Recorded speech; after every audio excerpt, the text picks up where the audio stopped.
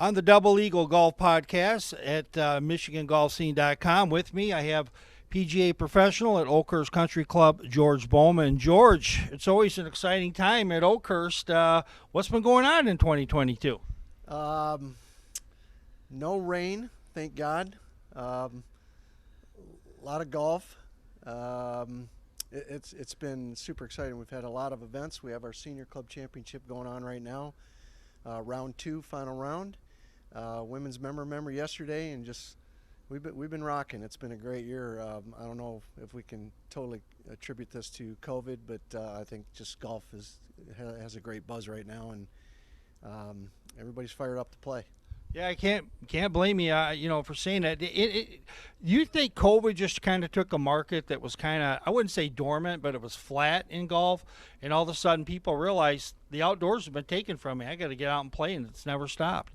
Well, yeah, I mean that was one of the few options you had when it first started, was to get outside. And the way they proposed it was not go out and play golf, but go out and get some exercise, right? So people turn that into golf. Yeah. And outside of a few helicopters flying around, watching people golf early on in the COVID stage,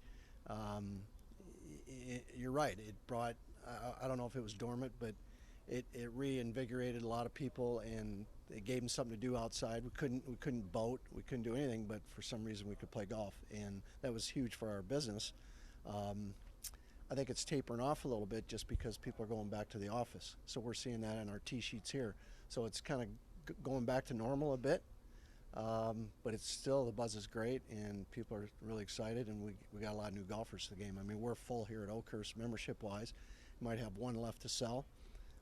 So good times. Yeah, taking a look at Oakhurst Country Club, just like, remember Tom Landry, the only coach the Dallas Cowboys ever had? Well, George is the only PGA professional that Oakhurst Country Club has ever had. And my statement / question is that when I go around to different clubs, either there's a different pro every year or every other year, or someone stays a long time like you.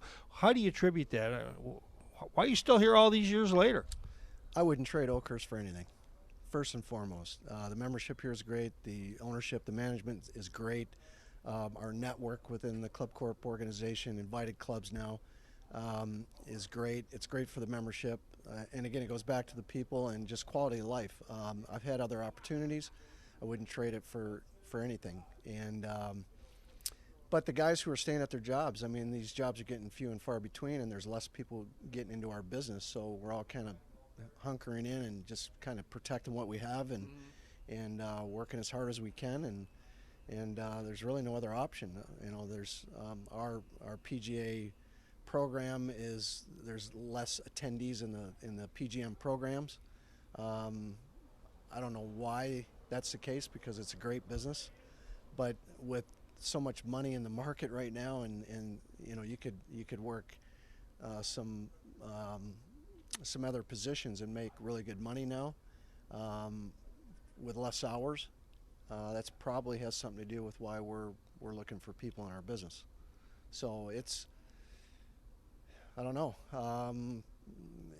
We'd love to have a crystal ball here and figure out how it's going to work. I mean, I know at the PGA national level they're talking about it daily. What do we got to do? Whether it's drop the players test or drop the amount of money it takes to become a PGA member. It's like going to college, right? I mean, there is colleges for that, but just a guy that played college golf or played the tour that wanted to get into our business, there's some obstacles, but the PGA's working hard to figure out how to correct that and get guys in our business. Yeah. Let me ask you just a real quick membership question, and I guess this is an ego stroker for some of the members. What do you like best about working with the members on a daily basis? Well, look, people come here because they want to treat it as a staycation, right? Although, be it we're in North Oakland County, it feels like you're going up north, I mean, with this setting. But everybody's coming here to have a good time. It's like the ski industry. I've skied my whole life, and I was a ski instructor.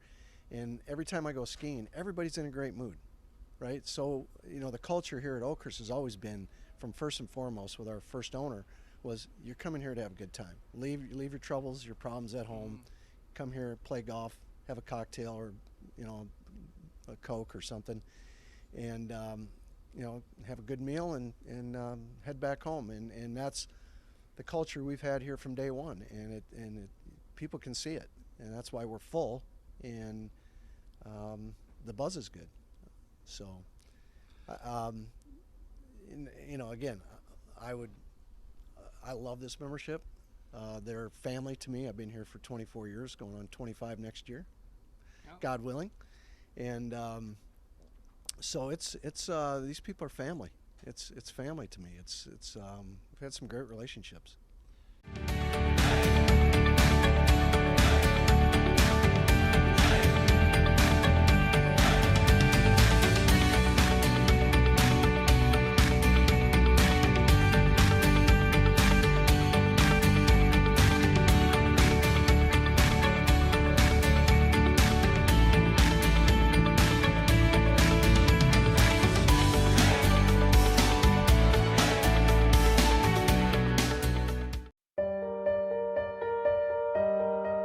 This is for every girl who's ever been laughed at or told she doesn't belong. This is for every girl who's been told she's too loud, too quiet, too this or too that. This is for every girl who thinks her body isn't good enough. This is for every girl who feels she doesn't fit in. This is for every girl who's been told that success and kindness are two different things. This is for every girl who's been told to give up. This is us crushing it for you, so you can crush it for the next girl. Taking a look, Oakhurst has held several great championships over the years. You're doing the 4-ball on Tuesday with GAM, Golf Association of Michigan. What's that mean to you when you get to host one of these big GAM tournaments? Well, I've been through all the ranks. I've been through the juniors. I've been played through the JAM. I was very, very supportive of that when I was an amateur. I turned pro, and here I'm in a position to give back. And I understand what it takes because there's a lot of courses. First of all, it's hard to find courses to host tournaments, whether it's a qualifier or a one-day event or a two-day. My give back to the game is to try to support the JAM and the PGA when possible, and the USGA for that matter. We've had US Open qualifiers here, but I just updated our event list that we've hosted here, and I'd put it up against a lot of clubs. The amount of golf we give back to the JAM, the PGA, and the USGA. I don't think too many clubs can put their hat on that, and I'm very proud of it as a JAM member back in the day, and now a PGA professional and a member of the USGA. I'm very fortunate and to be in a position where we can give back to these organizations, and it's getting harder and harder to find clubs because, especially through COVID, when people were locking down the gates and not letting outsiders in to play, non-members, if you will, or even at public golf courses to come here and play, they were locking that down. And because the game was growing exponentially, they didn't want to give away a $20 round of golf when they could bring guests out and get $100 a round. So on a business side of things, a lot of these clubs were saying, look, hold the line here. We're not going to give away those rounds of golf. So I'm in a position that I can make that happen. Are you looking to if the Michigan PGA came here, I have no knowledge, if they came here and said, hey, we would like you to do one of our championships, or GAM says we want you to do the Michigan Open, is that something you jump on? We're right now we do the two one-day golf days, one in the spring, one in the fall. We're doing the 4-ball. We try to do one event with the GAM a year. Well, last year it was parent-child. We've had the women's Mid-Am, I think. I think it was last year, and they had really good players. Oh yeah, that was a great field. To host, we hosted the State Am in 2010. The PGA is looking for a site for the PGA. I think the Open has left the Grand Traverse. I don't know that we would commit to a 4-day event because there's more to it than 4 days. Yeah. Those events always fall around our Men's Invitational, which is the third week in June. So to go back to back like we did in 2010, we probably wouldn't be in line to do that. But the 1 and 2 day deals, we're going to do that all year long.